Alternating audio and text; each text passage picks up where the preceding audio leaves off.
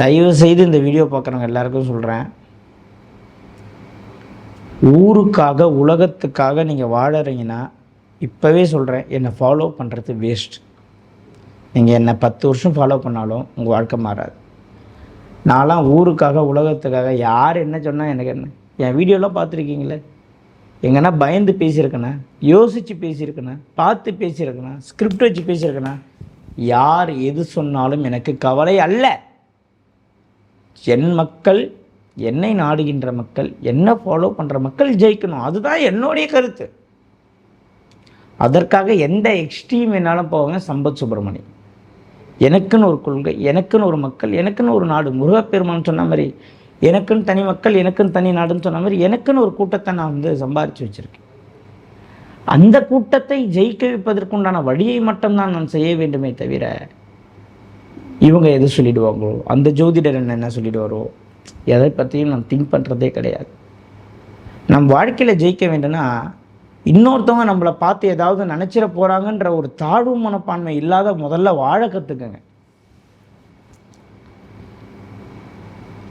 இதுதான் உண்மை. தாழ்வு மனப்பான்மை இருப்பவர்கள் என்றுமே ஜெயிக்க முடியாது.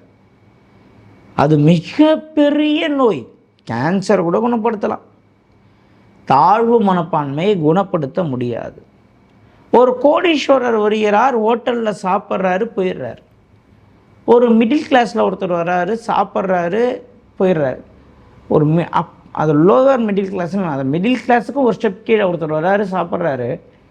டிப்ஸு கொடுக்காம போயிட்டேன்னா இந்த செக்யூரிட்டி நம்மளை தப்பாக நினச்சிருவாரோன்னு சொல்லிட்டு அந்த டிப்ஸை தேடி, இல்லாத சில்லறையை தேடி எடுத்து கொடுத்துட்டு போகிறார்.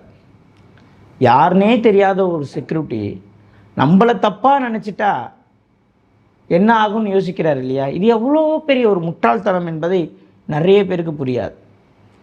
இப்போது சில நபர்கள் தவறாக புரிந்து கொள்வார்கள். சார், அவரே வெயிலில் நிற்கிறாரு, பாவம் வயசானவர், அவருக்கு தர சேலரியே கம்மி, நான் 10 ரூபா கொடுக்குறதுல என்ன சார் குறைஞ்சிட போதுன்னு நீங்கள் கேட்குறீங்க.